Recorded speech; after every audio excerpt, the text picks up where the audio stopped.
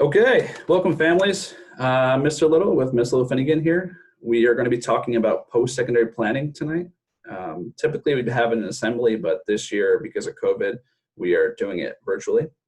We will discuss many topics tonight, including analyzing trends in education, discussing the range of post-secondary options, providing an overview of the college admissions process, reviewing standardized testing information, and identifying roles and responsibilities for both the parent and the student.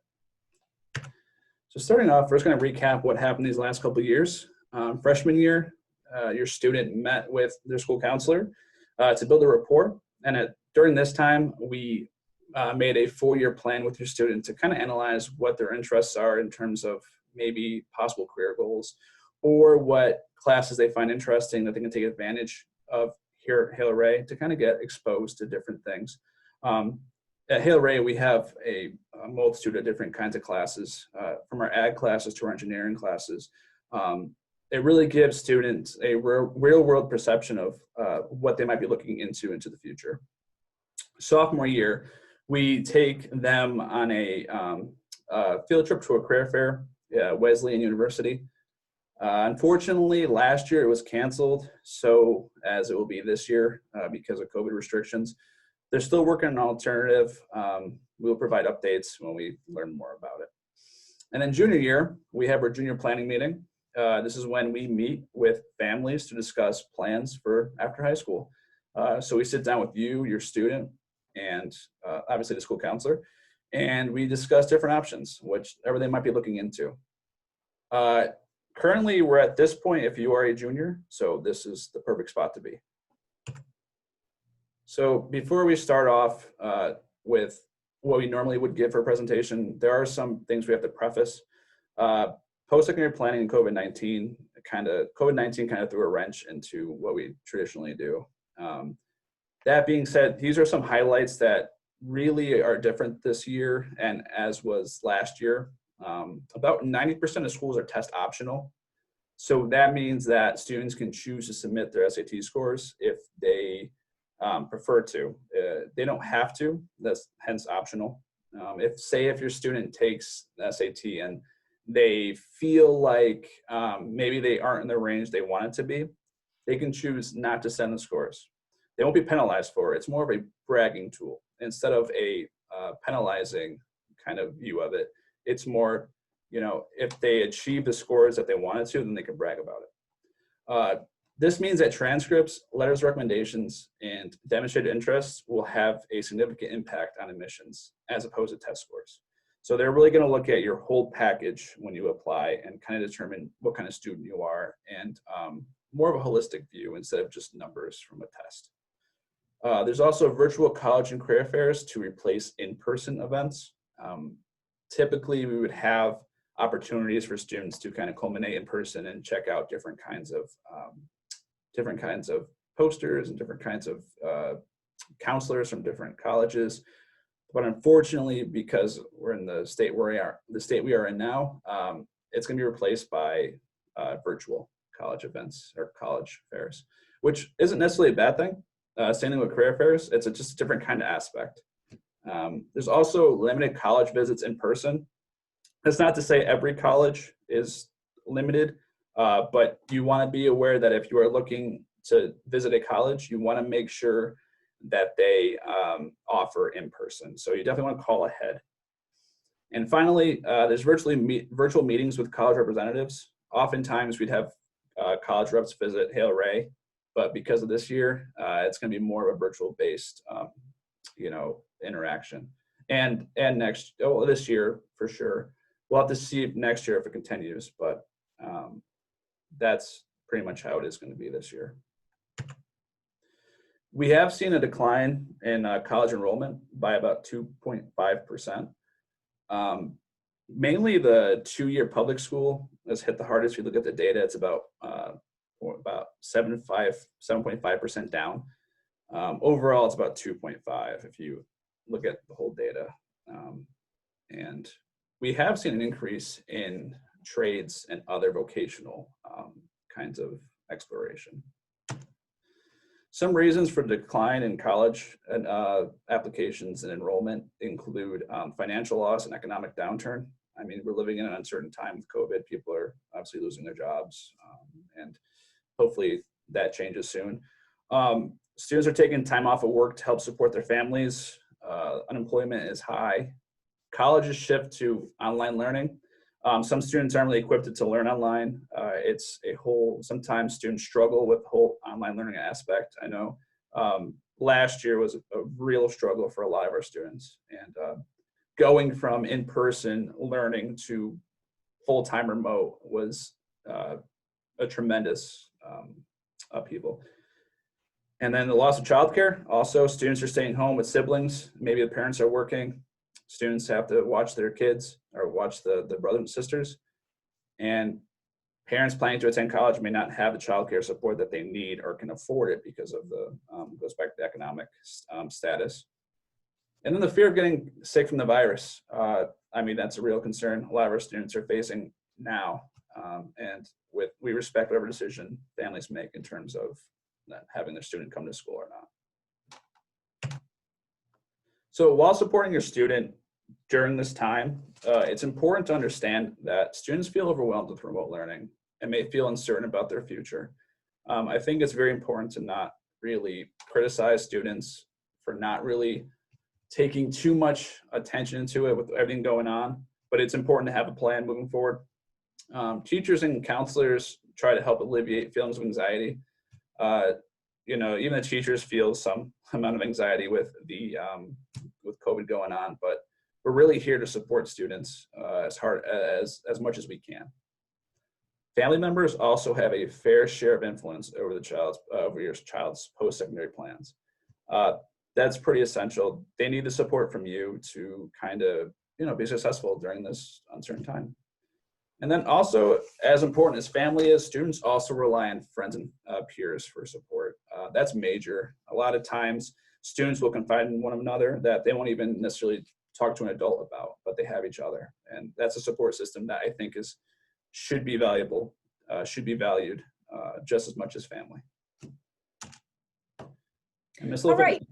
So as our students begin to think about, what happens after high school, sometimes I think that it's not a question of, there being only one or two options. I think it's weeding through all of the different options, and that there are just too many different things that a student can do, or too many interests that a student has.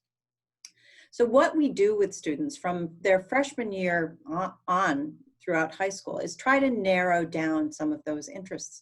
And we are asking these questions of students every step along the way. From, what do you want to do when you graduate? What are the things that interest you? What courses are you really good at? What are your strengths? What are some of your weaknesses? And these are the questions that help us to guide a student to what the different options are. So whether they are freshmen, sophomores, juniors, or seniors, all of the work that we do with students really focuses on answering these questions. So when we are working with students, one of the things that we try to do is to have a student in their freshman year set a goal. And we will work towards the highest goal that a student might set. So if a student is considering college, that is the highest goal with the highest amount of requirements or recommendations from colleges and universities. So we will guide a student through their choices in terms of their courses towards achieving that particular goal. And what you see in front of you here is all of the different requirements that many of the colleges will require from students. So you'll see 4 years of English and 3 to 4 years of math. At Hale-Ray, we only require 3 credits in math for a student to graduate, but many of the colleges, and especially depending upon the student's interest, if they're thinking about a math or science career, many colleges will require or recommend that the student have 4 years. So that's something that we advise of our students. In the area of social studies, many schools will require 3 years. Science schools will require 3 years, and 2 of those have to be lab sciences. Again, if a student is considering going into a science field, we would recommend that that student really take a lot of the science offerings that are here at Hale-Ray. And then as terms of a world language, for this year's freshmen and sophomores, we will require 1 year of world language, but we are always encouraging students to take more than just that 1 year. Most colleges will require 2 years of a world language, and that must be the same world language. Some recommend that students take 3 years of a world language. And then in terms of electives, every college is just a little bit different. There may be some majors that will require a student to take physics, or a major that requires a student to audition for a particular.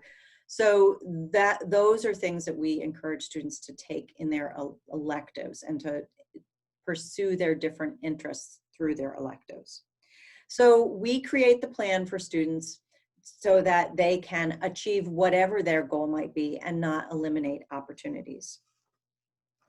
So when we're talking about GPA, this is something, GPA is posted in Naviance, and we're going to see that a little bit later on, you know, what Naviance is. That's the tool that we use with students for their college and career planning.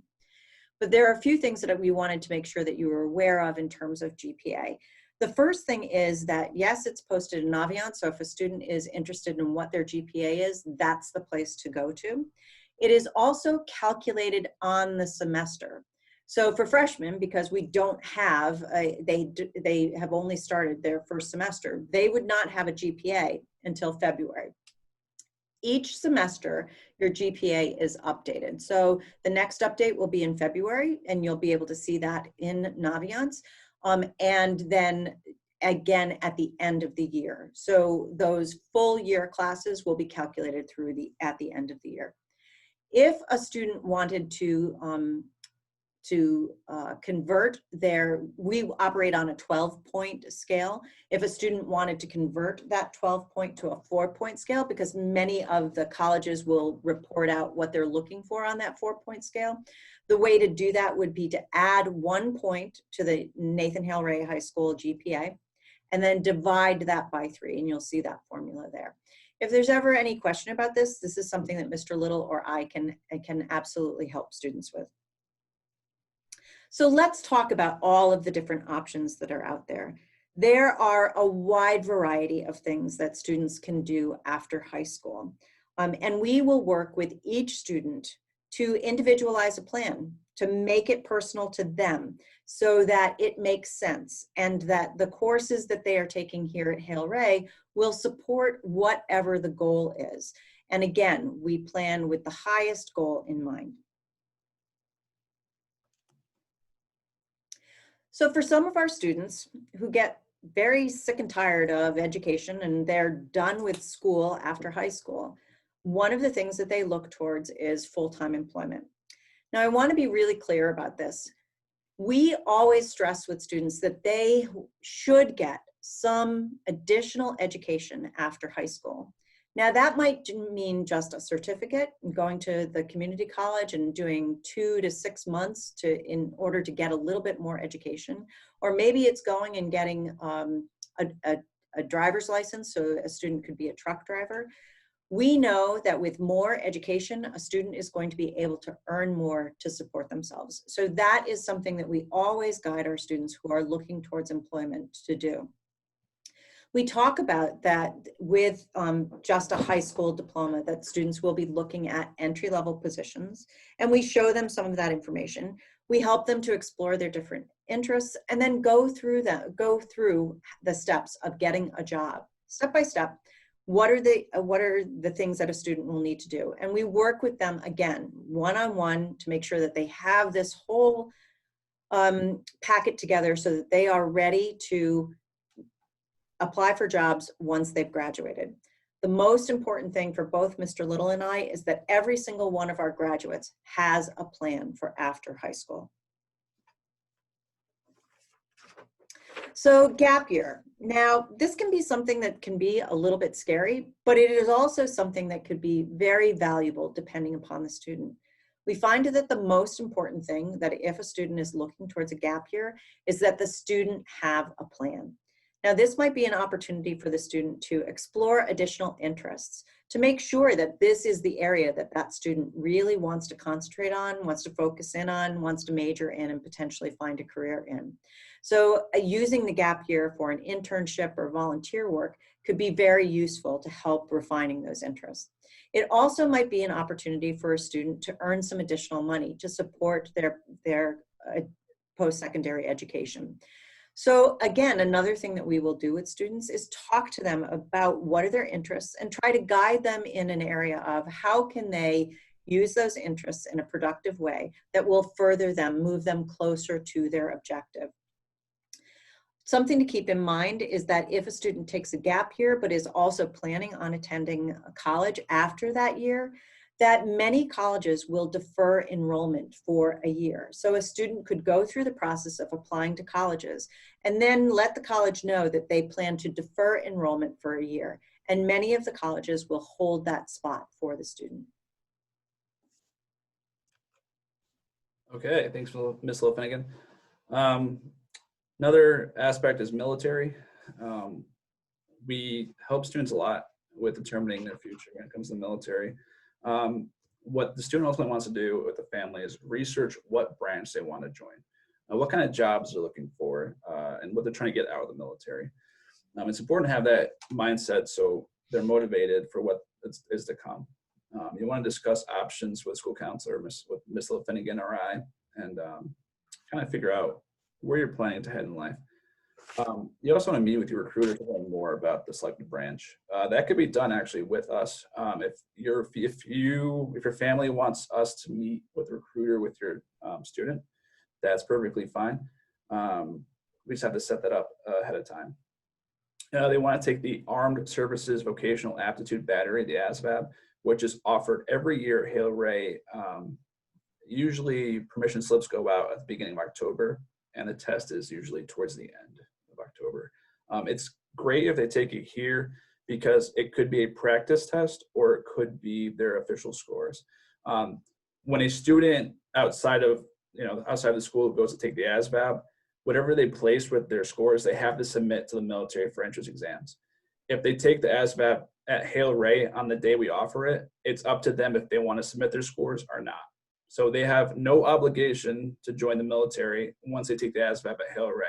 So that kind of works in favor for other students that really aren't interested in the military but want to have like a sense of what their strengths are in terms of employment. So the ASVAB is for both a student that wants to join the military and students that kind of want to explore what their skills are. So we highly recommend it to all students. There's no obligation, like I said, to join the military. A recruiter's not going to come to your door and say you took the ASVAB, so now you're coming to the military. Just to give everyone a heads up. You also want to select a path to join. There's ROTC, Military Academy, and Direct Enlistment. Next slide will cover most of them. So ROTC, you want to follow the steps listed below. That's for a student going into college and kind of taking the academic route into preparing themselves for the military. There's also the Military Academy, which is also more collegiate. That requires a letter of recommendation from a congressman. You want to start this process early, even before your senior year, probably before your junior year. You want to make sure that you're hitting the deadlines because a letter of recommendation from the congressman could be required, like the deadline could be early. Spring of your junior year, you receive your letter during your senior year. That's very important. So if you're motivated by the Military Academy, you definitely want to be on top of that. You also want to try to get involved as much as you can in the community to have more to brag about yourself from the congressman's point of view. You also want to look at your transcript, test scores, like I said, extracurricular activities, athletic abilities, leadership, community involvement. Every little piece matters, and it really does show to colleges and to military that they want the brightest and then the best. There's also direct enlistment. That's active versus reserve. Must be 18, 17 with parent permission. You must have graduated high school. Sometimes they allow students to actually go to boot camp during their junior year and then come back to school for their senior year. That is an option that could be worked out, but we need to know that ahead of time just to get things going. If you want to take the ASVAB, like I said earlier, those will be your entrance scores to for the military to determine what kind of jobs you'll be looking at. You want to pass the physical exam, select a career, take the oath, either go direct shipment to training or delayed. Sometimes there could be reasons why you want to be shipping out right away, depending on what you're going into. There's also technical and vocational schools. Like I said earlier, we've definitely seen a more upswing in these kinds of jobs. A lot of students are hesitant to enter college right away because they kind of see it as a time to earn money and kind of gain skills while saving up for college. And sometimes they just choose to even go more vocational without any college, and that's fine. College isn't for everyone. I think that's very clear, but there's options for everyone. Technical schools offer diverse opportunities for students, like for specific trade and skills, especially those that work with their hands. Oftentimes, these places are in such high demand that they'll pay for training for students. Like journeymen's apprenticeships are often paid education. There's certification licensing. The type and duration varies by school and program. And like I said, these can lead to very lucrative jobs. Like your average plumber makes about $80,000 like starting. You're working for that money, but it's a lot, and it's definitely lucrative. There's 2- and 4-year colleges. 2-year colleges often are associate degrees or certification programs. It entails students taking a placement test to see where they land in terms of which English or math class they have to be in. Oftentimes, they can use their SAT scores to kind of supplement the placement test to determine what kind of level you would be in. The benefit of a 2-year college is that it offers more flexibility in terms of finances and schedules. Like if you want to go work full-time and take classes part-time, that's definitely doable with community college. Also, if you want to be a full-time student and work part-time, it really works to your advantage. There is a thing called PACT. The website is listed right there. It's the Pledge to Advance Connecticut. And what that is, it's free community college for full-time students. There's also other requirements like being a first-year college student. If a student took like an AP exam or AP class, that doesn't really qualify them as a college student. They have to be physically like a college student in the past. But what that entails is a student being full-time. That is more rigid in terms of less flexibility because you have to be full-time, but it is free tuition. I would monitor that website because they've been working it out, and it seems like things are changing every once in a while. So I would definitely monitor that website. There's also 4-year colleges. These are your Bachelor of Arts, Bachelor's of Science.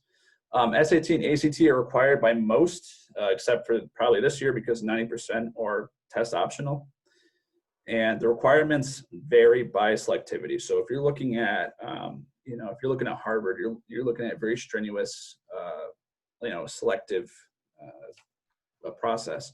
But if you're looking at like Central Connecticut, not to put Central down, but it's a lot less selective as Harvard would be. So you got to see really where you place with what they're looking for. We have programs for students that are in high school to earn college credit. So we have the Middlesex Community College High School program and the Wesleyan University High School Scholars program. Now, the student must reach the criteria that's listed below, including being a junior or senior with a minimum cumulative GPA of a B, and they have to rank top 20% of their class. This is an addition to the student schedule that they can earn the college credits from these classes. We often find that students kind of look for more in terms of earning credits for college, and it's a perfect time for them to kind of dabble into this because it saves money in the long run. If you're looking at these programs, receiving college credit can save you thousands of dollars ahead of time and opposed to down the road. So it's really worth looking into these programs. There's also UConn ECE, early college experience. This UConn trains their teachers on how to give a rigorous course, a rigor level course to our students. That shouldn't like make students shy away from the class. Although it is rigorous, it's ultimately rewarding because they receive college credit for completing a class that we offer in-house at Hale-Ray. I would say about 85% of schools, colleges accept the credit. So once they pass their course here, they'll be able to have that credit moving forward into college. And that also saves a lot of money. We're talking like thousands of dollars down the road. We do offer it to primarily sophomores, juniors, and seniors. So if there's an ECE course that they're very interested in, we encourage them to take it. Just because, you know, it challenges the student and it kind of puts them in an environment where it's safe to make mistakes as opposed to spending a lot of money in college on classes moving forward. Highly encourage it.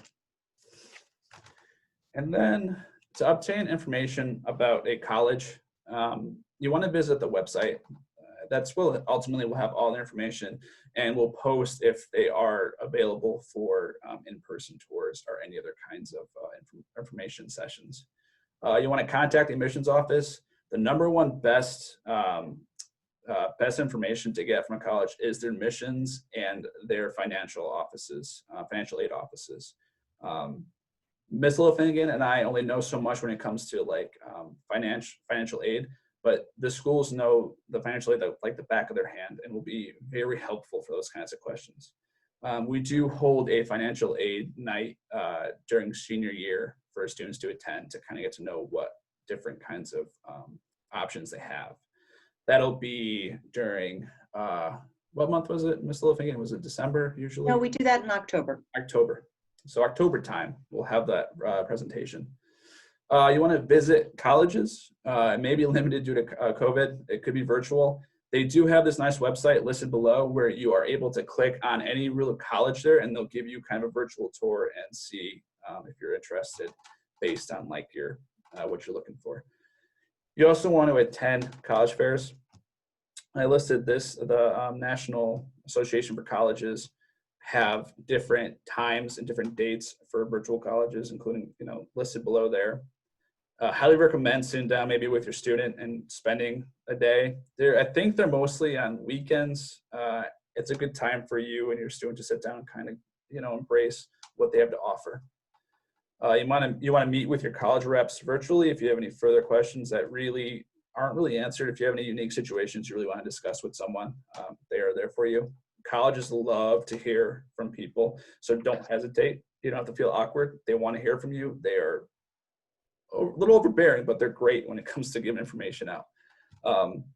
You want to utilize web sources, resources like Naviance and College Board. Ms. Finnegan will go more into that in the next couple of slides. And you also want to meet with your school counselor just to make sure that, you know, if you have any doubt or any questions moving forward, we're here to help you. This is the flyer for the college fair. Like I said, they're mostly on the weekends. I think mostly Saturday, Sunday. There's a couple Tuesdays in there, but you want to make sure you register ahead of time. They will be held via Zoom, and they'll go over things like student life, majors, financial aid, scholarships, everything that's very important to know. You can also text chat with college counselors if you have any specific questions while attending them. They'll be there for you. Yeah, excuse me. I just wanted to mention that this is something that this flyer we will absolutely provide to students so that you have that information and students will be able to register for the college fairs if that's something that they are interested in. Absolutely. All right, so I'm going to talk just a little bit about Naviance. And again, this is the tool that we use with all of our students to not only explore colleges, but also to explore careers and do a little bit of planning when it comes to coursework. So Mr. Little, if you could just click onto the next screen. So when a student logs in, this is the home screen that they will be looking at.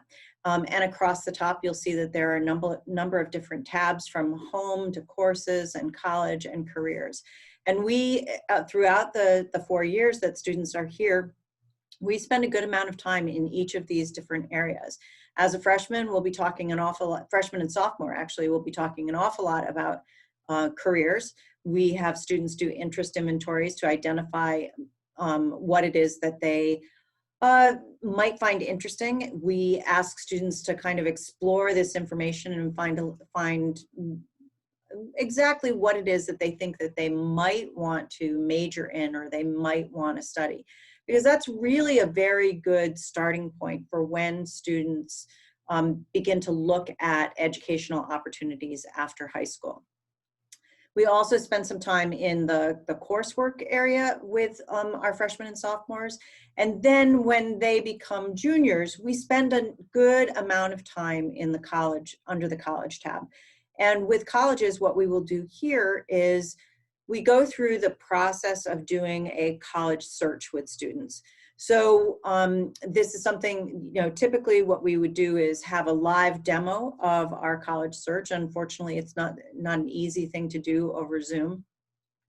It will be something we're going into actually our junior classrooms at the end of January, and we will be going step by step with students through that process and giving them some tips on how to look for schools and what information they need to put into these searches in order to find some schools that they might be interested in. So all of that information is here in Naviance. Mr. Little, if you could head. So another tool that we use quite extensively with students is the College Board. Now, College Board, typically we will use this for doing more research. We find that College Board has a lot of information when it comes to looking at what different majors are out there. We also can sometimes use it for college searches. It depends upon the student which user interface they prefer. But when it comes time towards applying to colleges, all of the information needs to be in Naviance so that we can manage that process. College Board is also really important for registering for SATs. We will be working with students as freshmen to establish a College Board account. You know that as freshmen, actually they started in 8th grade taking the PSAT.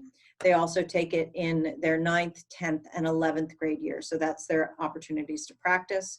We also will kind of hook them up with the tools through the College Board, and that would include Khan Academy, to be able to practice for the PSAT and for the SAT. So it's really important that there only be one student account. Mr. Little and I spend a lot of time, unfortunately, managing when students have created more than one. So we do that as part of their freshman year, and then we keep that same account and we work with students in that particular account over the 4 years of high school. Okay, Mr. Little. So, many of our students, the majority of our students will be looking at going towards college admissions. And I think that it's really important for students to understand and for parents to understand what are the key factors that colleges look at. And this is something that we will stress with students when we meet with them in their freshman year, when we talk to them as we're doing schedules. This is woven through all of the advising that we do with students. We encourage them to take demanding courses. So we want students to challenge themselves to take not only college prep classes, but maybe an accelerated class, or Mr. Little was talking about the UConn ECE classes to be able to earn college credit in high school. That's also another opportunity with advanced placement classes. They are such a great opportunity for our students, and they also signal to college admissions counselors that this student is ready for college. So that's something that we really stress it when we were working with students. Another thing that students, if you could flip back there, Mr. Little. Sorry. Another thing that we want students to focus in on is their grade point average. Now, this is important, but it's not the be all and the end all of what college admissions counselors are looking for.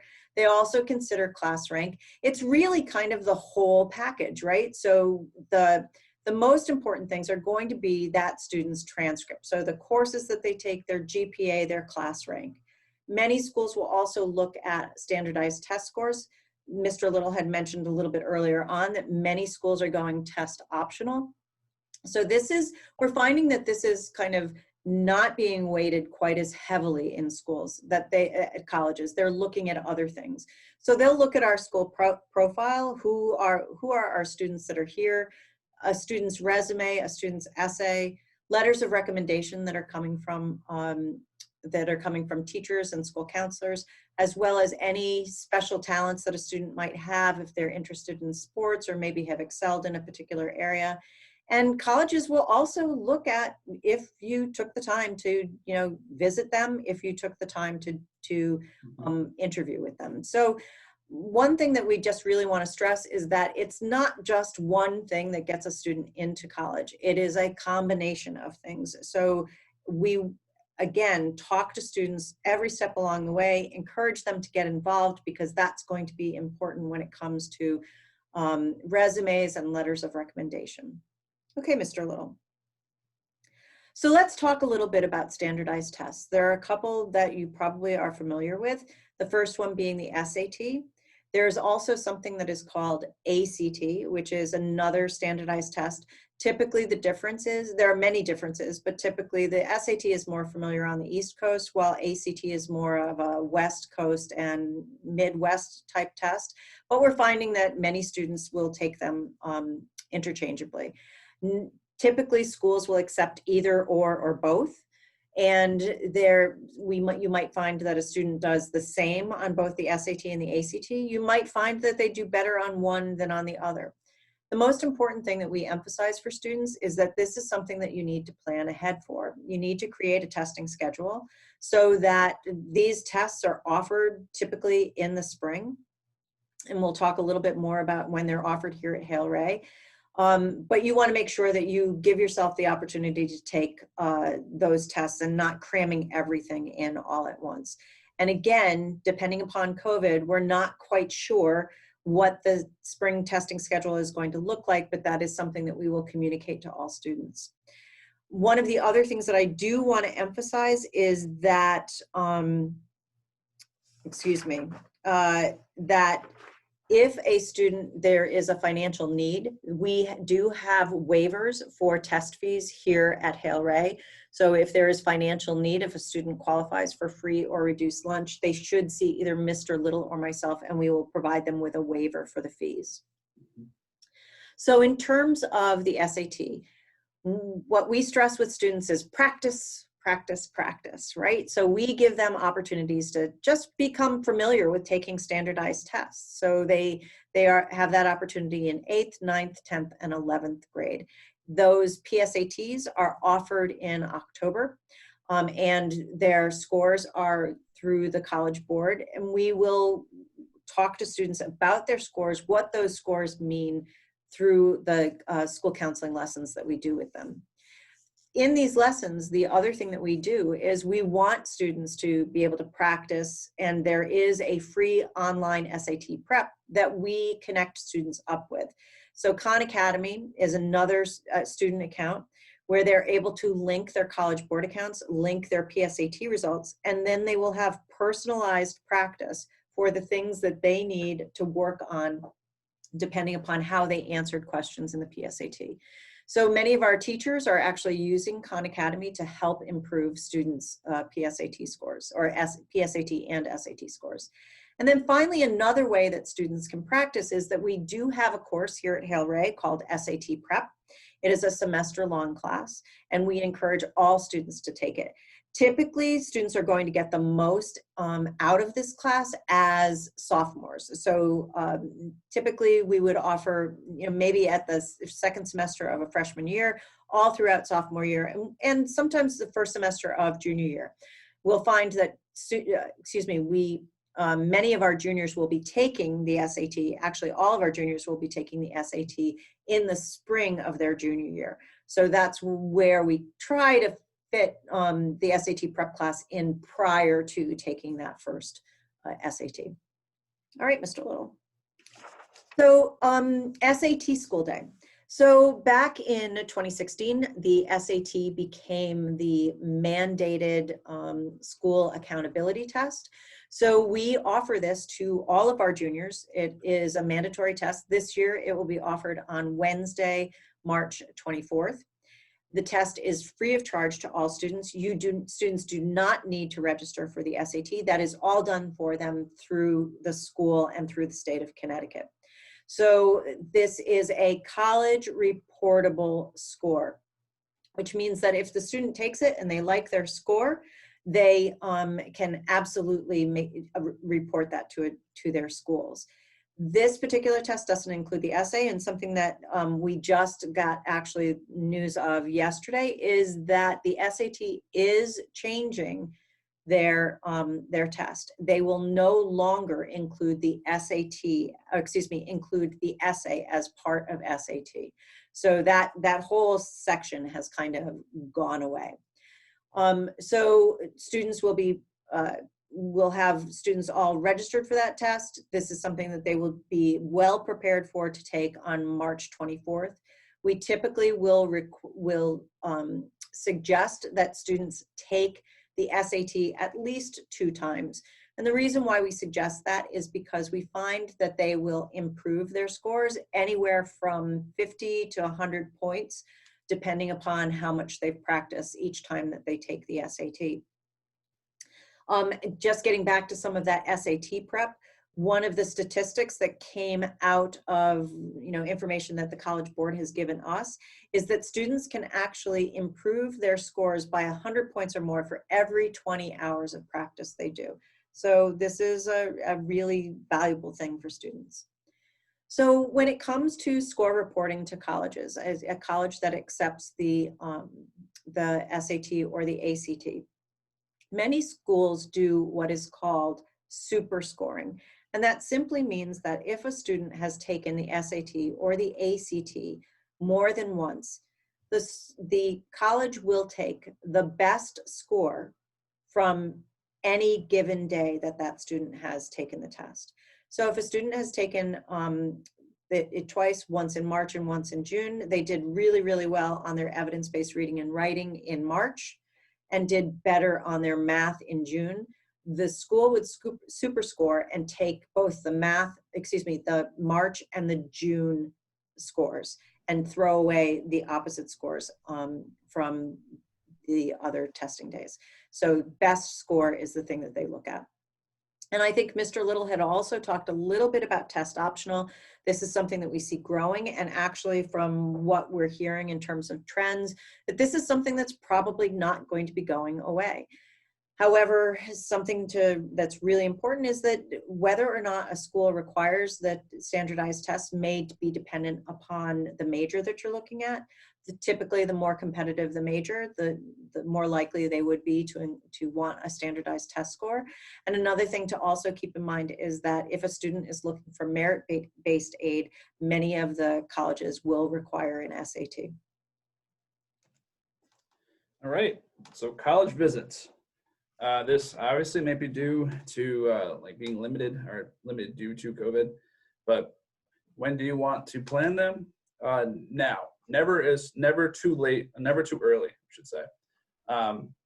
Definitely, you want to plan while colleges are in session. You definitely want to reach out first, though, to see if the college is open to tours on campus. Summer visits are also very nice.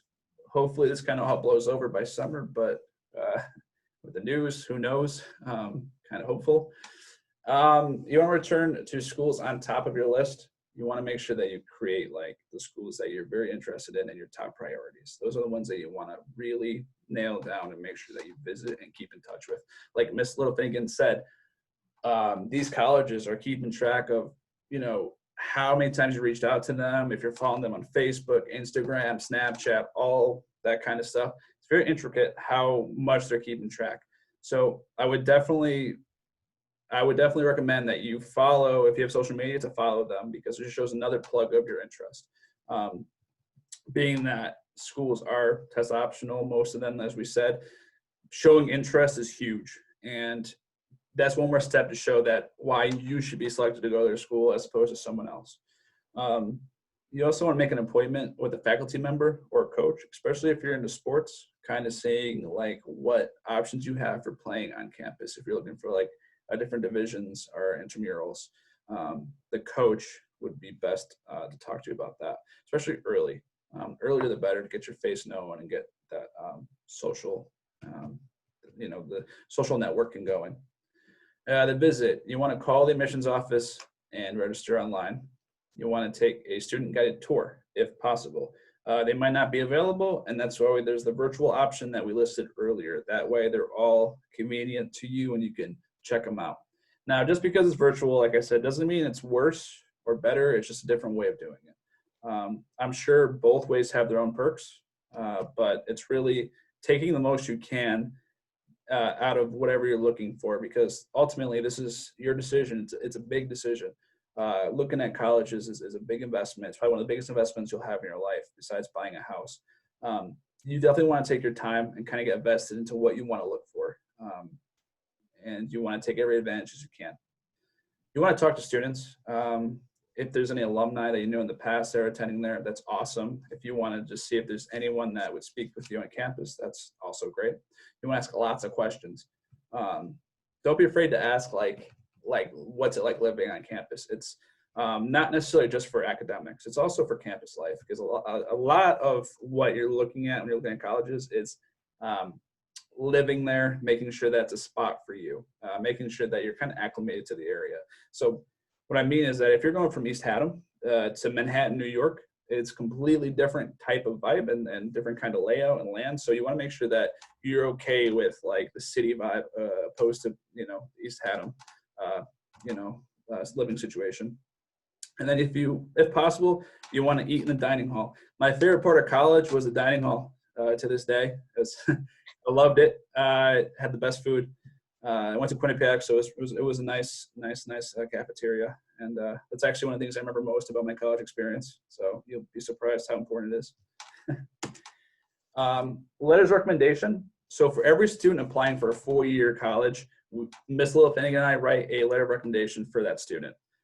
We also encourage students to we actually require students to get 2 letters of recommendation. We recommend 3 from their teachers.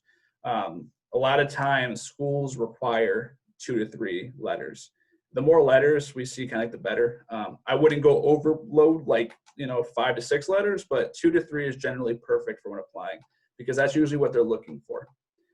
Some majors require specific letters from specific teachers. So if you were to go into engineering, they definitely want to hear from a teacher that teaches math or science or within that realm, because they can portray you as you are as a student and what you have to offer to that institution. You also want to make sure that the application has the correct number of people you're writing, the right amount of recommendations that you're turning in. So if your school requires 3 letters of recommendations, you should have 3 letters of recommendation. If not, it could hurt you in the process. Ask individuals who have known you for a long time and positive relationships with. You might not necessarily had them as the students might not necessarily had a teacher for a lot, but if they really vibed well and they really got to know them as a person and the student, those are the ones that they really want to hear about successes. Even if students had a time where they failed in a class but overcame it, sometimes those are the best stories. And they want to hear about triumph and tribulation. So that's a good one to get. And also, letters of recommendations are confidential. Going into senior year, we have our seniors and parents sign a FERPA form. It's for the Federal Education Privacy Act. I forgot what the R is, but it's pretty much saying that we can't just give information out to colleges. We have to have agreement between student and counselor. Like I couldn't go and tell someone about Johnny's grades. It's the same thing with colleges. It's very strict with their confidentiality, which is similar to like HIPAA, like medical, but it's for education. So kind of the same realm, kind of not, but that way. So let's see. Cost of college. You want to talk now. You want to see what your resources are, how you are planning to maybe pay for college in the future. We do have our financial aid night in October when they're seniors, but it's important to start looking at it now. Kind of just getting your eggs in order to see, make sure that you have what's necessary for planning long-term for college.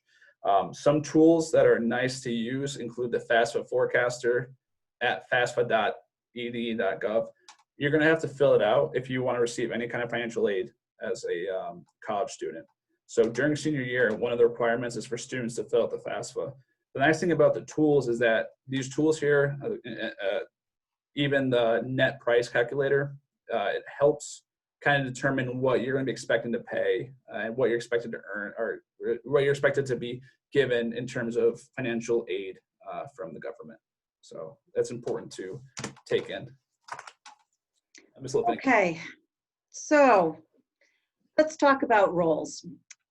One of the things that I think is really, really important is that we are with students every step of the way. So what we start talking to students about in junior year, when it's really time to begin making a plan, is something that we have actually started to talk to them about as freshmen. But in junior year, it really becomes important for us to create a plan. So for our juniors, what we will be doing this year actually is going into the classrooms, like I said before, and showing them all of the different tools that we will be using and letting them know these are the steps that you need to take in order to be ready to start a college application when you become a senior. One of the most important things that we do with juniors is hold an individual junior planning meeting. This is not a one-size-fits-all kind of plan, right? Every student is different. Every student's plan needs to be personalized. And the only way that we can do that is by meeting with the student and actually meeting with the parent one-on-one. So we will be scheduling meetings with all of our juniors throughout the spring and sending out those invitations to parents as well to participate in a meeting where we talk to your student about what their goals are and how we as school counselors can help them achieve their goals. Part of the things that we'll be talking about is the standardized testing, and yes, juniors will be taking them here on March 24th, but also if they wanted to take additional standardized tests, how they would go through that process. We'll show them how to research schools and get some information about different programs. We encourage them to be making appointments to college visits, and we're really, really hoping that next year we will be able to go back to hosting college representatives here at the high school so that students can meet those counselors here and not have to go to a school. We are also really encouraging students to keep their grades up. You know, there used to be a time when people would say, junior year is most important. Well, that's just not the case anymore. Colleges are looking at all 4 years. They want to see steady progress from freshman year through their junior year. So it's really important for students to continue putting in a good effort to keep their grades where they want them to be. We're going to ask for our juniors to create a list of the schools that they want to apply to, and we'll show them how to complete this process. And then we're going to tell them that they need to communicate with both their parents and they need to communicate with their counselor.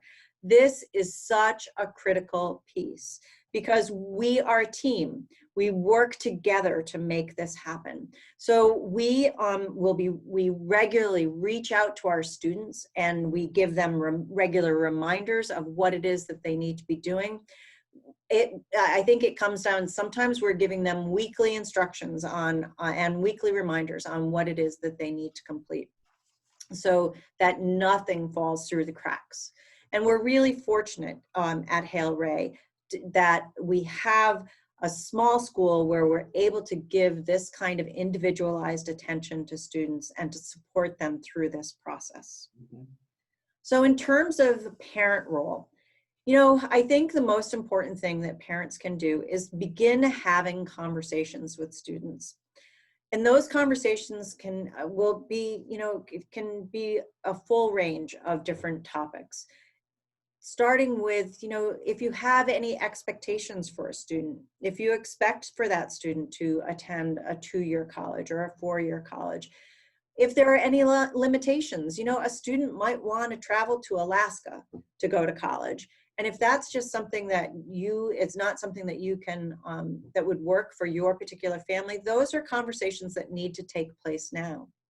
And just as Mr. Little was talking about the financial conversations, you really need to talk about those things as well. If there are going to be financial limitations, if you as a parent or a guardian are not going to be able to contribute to our education, or you have a specific amount that you can contribute, students need to understand that as part of the planning process so they can figure that into how they choose colleges.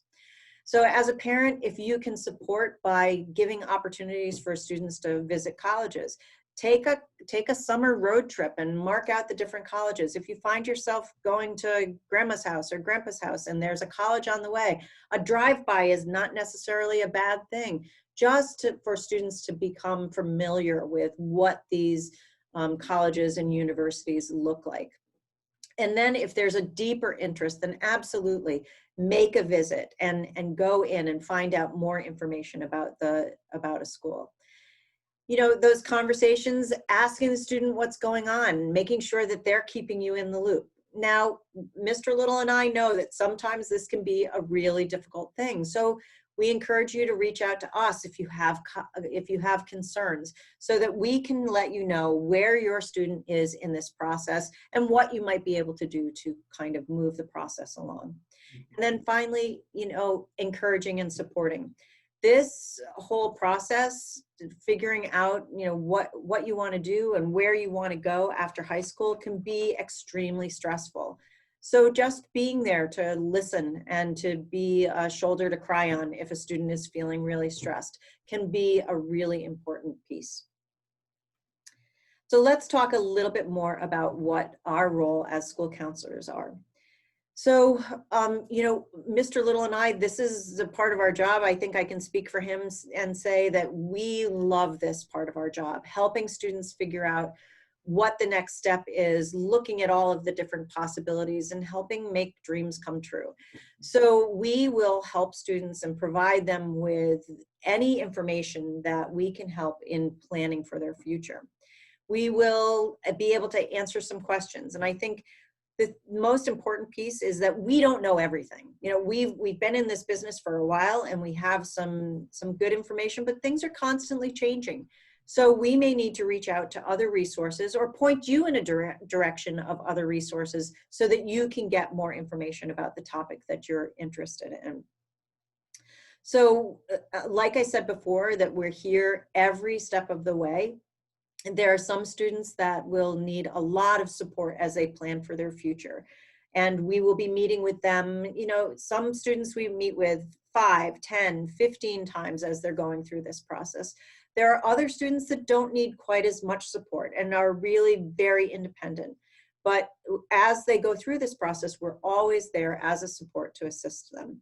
And I think the important piece is that no matter how much information you get, this last piece about the final decision needs to be made. Everybody's got an opinion, right? And I can point you in one direction, Mr. Little will point you in another direction, but in the end, you have to be the decision maker. You have to find whatever is the right fit for you.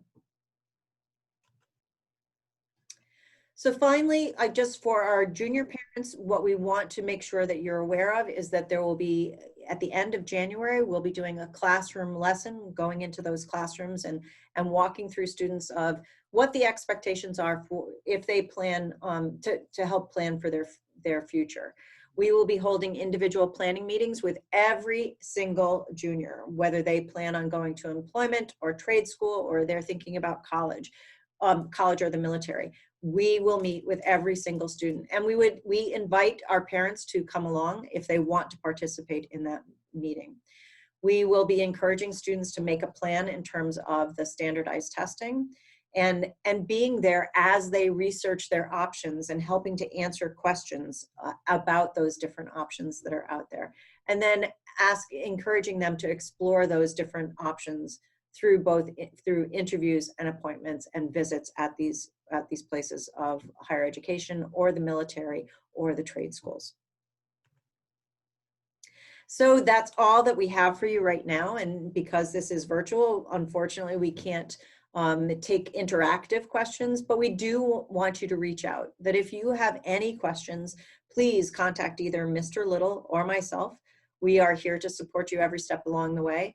And whether you are a freshman parent and are curious about different options for your student, or you're a junior parent and you have some concerns, please reach out to us. We will be happy to answer whatever questions you might have. Absolutely. Thank you for your time. We appreciate it, and we'll see you later. Take care. Bye now.